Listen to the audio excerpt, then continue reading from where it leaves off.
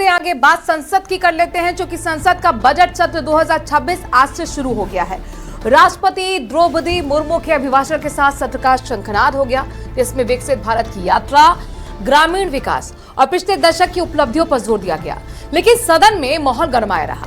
जब राष्ट्रपति ने विकसित भारत जी राम जी कानून का जिक्र किया तो विपक्ष ने हंगामा शुरू कर दिया। ये रिपोर्ट देखिए। माननीय सदस्यगण, ग्रामीण क्षेत्र में रोजगार और विकास के लिए विकसित भारत जी राम जी कानून बनाया गया है।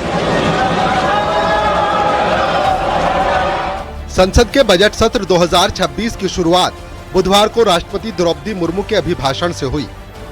राष्ट्रपति ने कहा कि 2026 के साथ भारत इस सदी के दूसरे चरण में प्रवेश कर चुका है। 60 लाख से ज्यादा महिलाएं लखपति दीदी बनी हैं। बीते 10-11 वर्षों में देश ने हर क्षेत्र में अपनी नींव मजबूत की है। ये साल विकसित भारत की यात्रा के लिए एक बड़ा आधार बनेगा। राष्ट्रपति के अभिभाषण के दौरान एक वक्त ऐसा भी आया जब विपक्ष ने बीच अभिभाषण में ही नारेबाजी और हंगामा शुरू कर दिया। दरअसल अभिभाषण के दौरान राष्ट्रपति द्रौपदी मुर्मू ने विकसित भारत जी राम जी कानून का भी जिक्र किया। इस दौरान विपक्षी पार्टियां भड़क गईं और नारेबाजी करने लगी।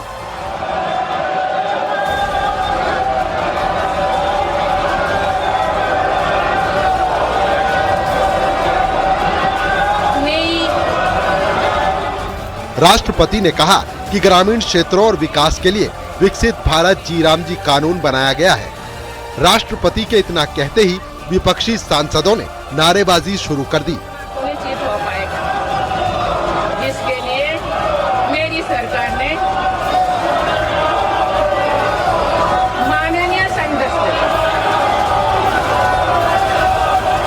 सदस्यगण, ग्रामीण क्षेत्र में रोजगार और विकास के लिए विकसित भारत जी राम जी कानून बनाया गया है।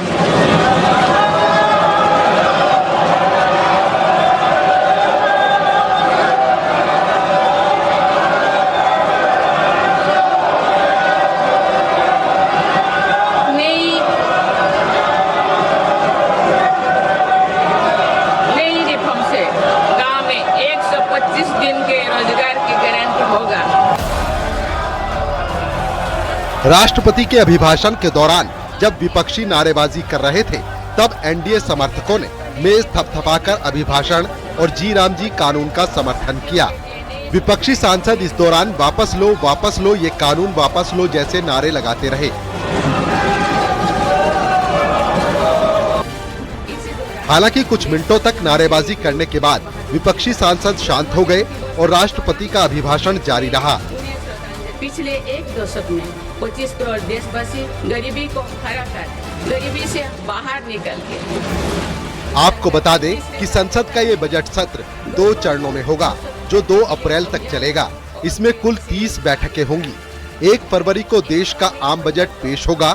सत्र का पहला चरण 28 जनवरी से 13 फरवरी तक चलेगा और दूसरा चरण 9 मार्च से शुरू होकर 2 अप्रैल को खत्म होगा।